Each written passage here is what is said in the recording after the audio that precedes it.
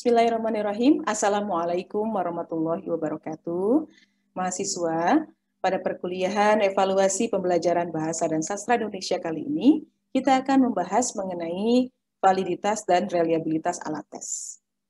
Baik, pada pertemuan-pertemuan sebelumnya, kita sudah membahas mengenai penyusunan alat penilaian. Ya, teman-teman membuat seperangkat soal. Nah, itu adalah alat penilaian berbentuk tes. Kemudian teman-teman juga membuat rubrik penilaian, begitu ya. Nanti akan menyusun observasi, lembar observasi, kuesioner, portofolio, penilaian diri, penilaian sebaya.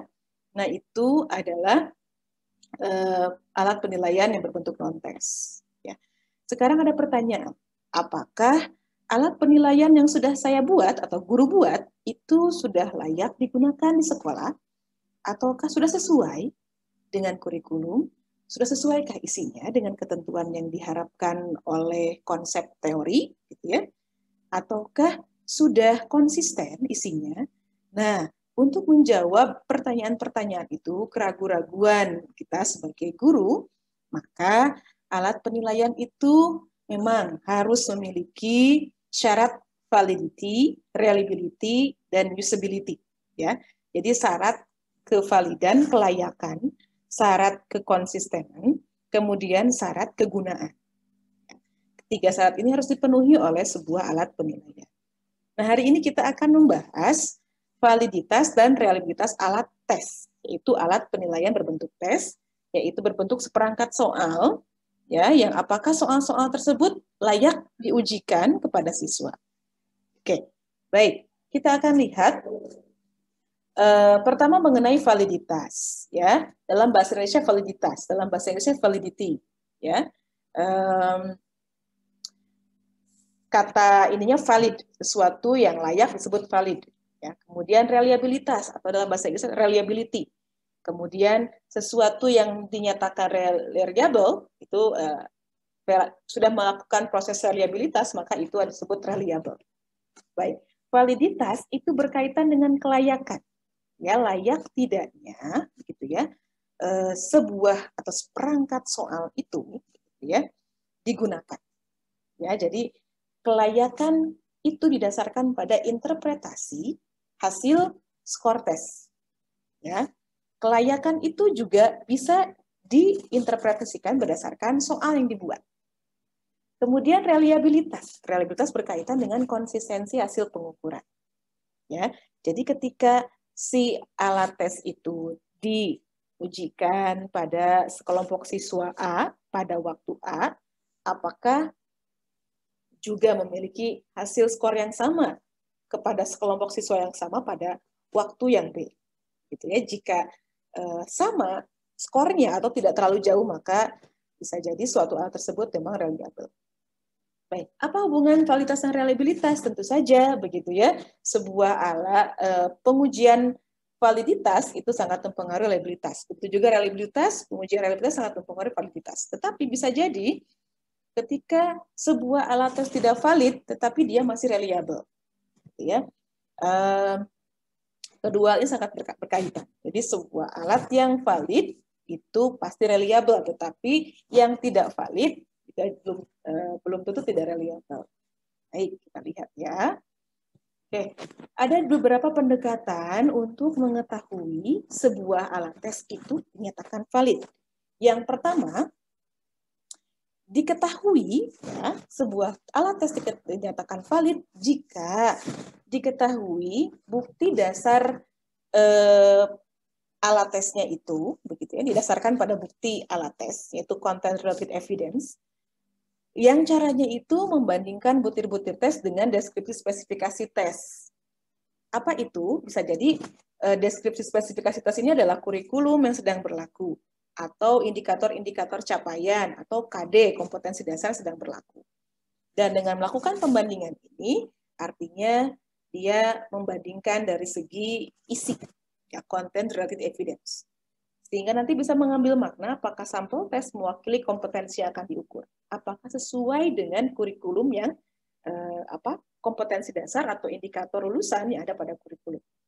Kedua, berdasarkan bukti berdasarkan konstruk, bukti konstruk. atau disebut juga construct related evidence. Prosedurnya bagaimana? Yaitu menetapkan makna skor tes dengan mengontrol atau menguji pengembangan tes. Secara eksperimental menentukan faktor pengaruh tes. Ya, artinya apa? Soal pada tes itu dikontrol dengan kualitas butir-butir kualitas isi, gitu ya, pada tes apakah sesuai dengan karakteristik kualitas tertentu. Apakah kinerja tes dapat ditafsirkan sebagai ukuran yang bermakna dari suatu karakteristik kualitas tertentu? Dengan bahasa sederhana, apakah alat tes ini sesuai dengan konsep teori yang harusnya, yang seharusnya? Apakah soal mengenai apresiasi puisi ini memang soal-soal yang berkaitan dengan teori-teori yang berkaitan dengan apresiasi puisi, gitu ya. Jika tadi content related evidence itu, apakah soal-soal yang disajikan itu, gitu ya, apakah skor hasil soal itu nanti mengukur, gitu ya, kompetensi siswa yang berkaitan dengan spesifikasi tes dengan kurikulum. Kalau yang construct related evidence itu berkaitan dengan karakteristik kualitas suatu konsep teori. Kemudian yang ketiga, didasarkan pada kriteria related evidence, yaitu perbandingan skor hasil tes dengan skor kinerja. Bisa yang akan dilakukan kemudian, ataupun skor kinerja atau skor tes yang dilakukan pada saat yang bersama. Maknanya apa? Apakah kinerja mampu memprediksi tampilan kinerja pada hari dan sekarang? Saya akan jelaskan secara rinci kemudian ya. Sehingga yang berdasarkan pada pendekatan content related evidence itu disebut validitas isi. Yang berdasarkan pendekatan construct related evidence itu disebut dengan validitas konstruk. Yang didasarkan pada kriteria related evidence itu disebut dengan validitas sejalan dan validitas prediktif. Mari kita akan bahaskan ya. Jadi dengan demikian, jenis-jenis validitas itu ada validitas isi, pembuktian berdasarkan kualitas isi alat tes dengan tujuan capaian kurikulum. Ya, apakah sesuai tidak dengan kurikulum yang berlaku? Kalau tidak sesuai tidak valid, begitu ya. Yang keduanya, validitas konstruk, pembuktian kesesuaian isi tes dengan konsep ilmu pengetahuan yang dites. Jika itu berkaitan dengan tata bahasa, kebahasaan, gramatika, dan lain-lain, maka apakah pembuktian kesesuaian isi tes itu sesuai dengan konsep ilmu tata bahasa Indonesia? Ya. Jika mengujikan imbuhanmu, apakah sesuai dengan konsep imbuhanmu dalam bahasa Indonesia? Jika mengujikan tentang misalnya gaya bahasa, apakah itu juga sesuai dengan kualitas konsep keilmuannya? Ya. Yang kemudian validitas sejalan, yaitu pembuktian kesesuaian isi tes dengan alat tes yang lain. Maksudnya begini, alat tes yang kita gunakan, ya, yang kita susun, begitu ya, untuk siswa, dibandingkan dengan alat tes yang lain, gitu ya, yang memiliki kriteria, yang memiliki karakteristik yang sama. Ya, misalnya kita menyusun nilai soal untuk PTS, gitu ya, soal untuk tengah semester, penilaian tengah semester. Nah, apakah si soal-soal yang disusun ini, begitu ya, ketika diujikan itu sesuai dengan alat tes yang lain, mungkin PTS lain, gitu ya, soal penilaian tengah semester yang lain, gitu ya. Kalau prediktif, pembuktian skor tes dapat memprediksi kemampuan prestasi siswa pada tes selanjutnya. Jadi kalau sejalan itu diujikan pada waktu yang bersamaan. Kalau prediktif, begitu ya, diujikan dengan skor tes yang akan datang, gitu ya. Misalnya itu bisa juga pada tes yang berbentuk misalnya tryout, begitu ya. Apakah tes tryout yang dilakukan oleh siswa, begitu ya, bisa memprediksi tes UN yang sebenarnya? Kalau tes tryout itu adalah tes tryout UN. Apakah tes tryout SNPTN siswa ini bisa memprediksi kelulusan siswa nanti pada tes SNPTN yang sebenarnya? Sehingga skor pada UN tryout dibandingkan dengan UN yang sebenarnya. Nah, ketika itu memiliki kesamaan, maka valid. Baik. Nah, untuk membuktikan tinggi rendahnya kadar validitas sejalan dan prediktif, ya, kalau untuk mengujikan validitas isi dan konstruk, ya, sebetulnya guru tinggal mengecek kurikulum. Guru tinggal mengecek konseptual pada teori, ya, atau meminta bantuan ahli untuk mengecek kurikulum dan mengecek konsep keilmuan. Ya, misalnya guru membuat alat tes spesifikasi khusus tentang puisi, ya, tes membaca puisi atau tes ekspresi puisi yang lainnya, maka guru tinggal mengecek apakah sesuai dengan kurikulum, capaian indikator pada soal dan kemudian pada kurikulum, apakah soal-soal pada tes juga berkaitan dengan konsep keilmuan. Ya. Tetapi untuk kualitas sejalan dan kualitas prediktif, karena mengujikan atau karena membuktikan kesesuaian isi tes dengan alat tes yang lain, baik yang dilakukan bersamaan ataupun dilakukan pada waktu yang berbeda, ya, maka dia membutuhkan pengukuran yang berbentuk lain. Ya. Kualitas sejalan dengan hasil tes lain beriringan pelaksanaannya. Kalau prediktif tadi dengan tes lain yang dilakukan kemudian. Nah, cara untuk cara untuk mengkorelasikannya, menghubungkannya itu dengan rumus korelasi koefisien korelasi produk moment. Ya, oke. Baik, ini akan saya jelaskan bahwa rumusnya seperti ini, ya. RXY N sigma XY dikurangi sigma X dikali sigma Y dibagi ya akar dari N sigma X kuadrat dikurangi X sigma X kuadrat dikali N sigma Y kuadrat dikurangi sigma Y kuadrat. Apa itu RXY? RXY itu koefisien korelasi yang dicari. Ya, N itu adalah jumlah siswa. X itu adalah skor hasil tes pertama. Misalnya contohnya membaca pemahaman. Ya, kalau Y itu skor hasil tes kedua. Ya, misalnya kriteria bersastra. Jadi ingin membandingkan apakah skor tes pertama berkaitan tidak dengan skor tes kedua.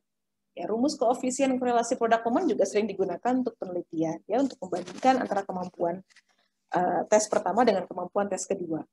Jadi kalau yang sejalan, tadi kualitas sejalan, artinya tesnya dilakukan dalam waktu yang bersamaan, tentu pada testi yang berbeda. Kalau yang prediktif, testinya sama, begitu ya, tapi waktunya yang berbeda. Baik, nanti akan saya jelaskan pada video selanjutnya mengenai aplikasi rumus korelasi produk moment. Baik, sekarang saya akan lanjutkan terlebih dahulu ya tentang faktor pemengaruh validitas.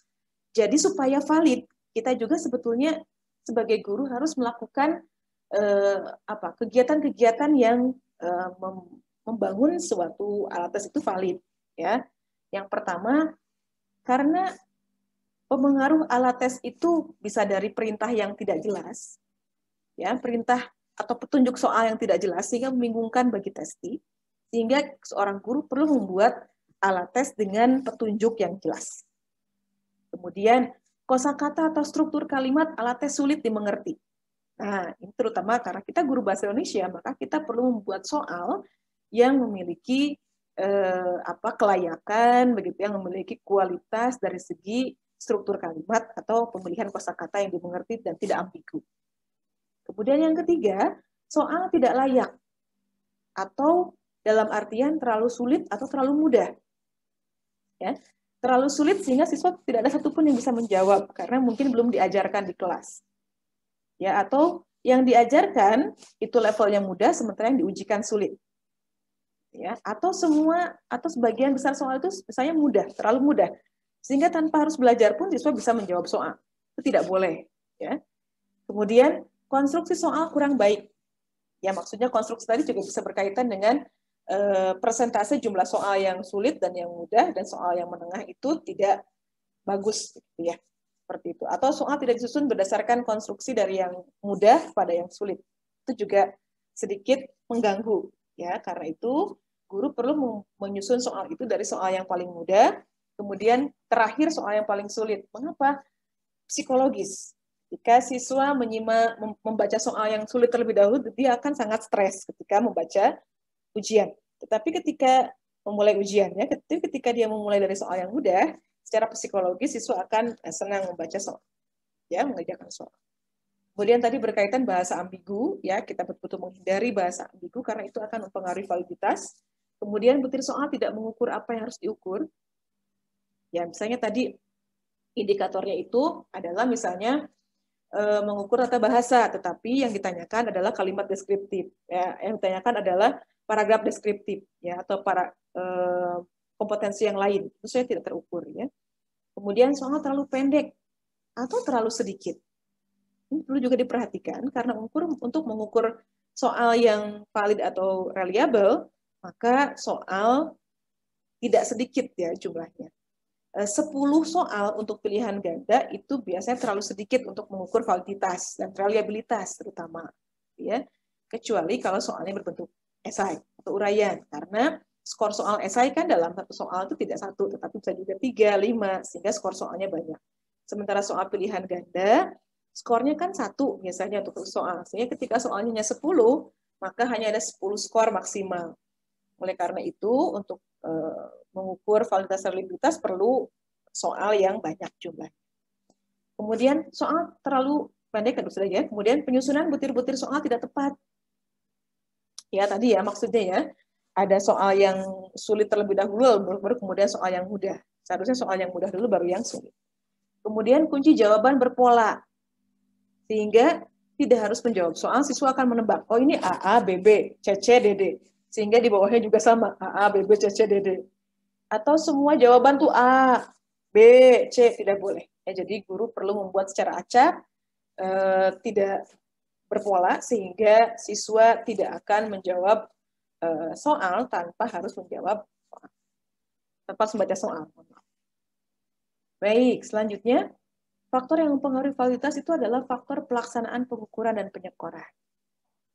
Ya, bisa jadi ada kesalahan penghitungan, ya, atau kesalahan penghitungan skor soal, skor nilai siswa, skor akhir siswa, atau pada proses pengukuran. Yang selanjutnya faktor jawaban peserta tes. Ya, tadi mungkin hitung kancing, begitu ya, atau mereka tidak membaca soal, kemudian mereka langsung saja memberikan jawaban. Ini sangat berpengaruh. Baik.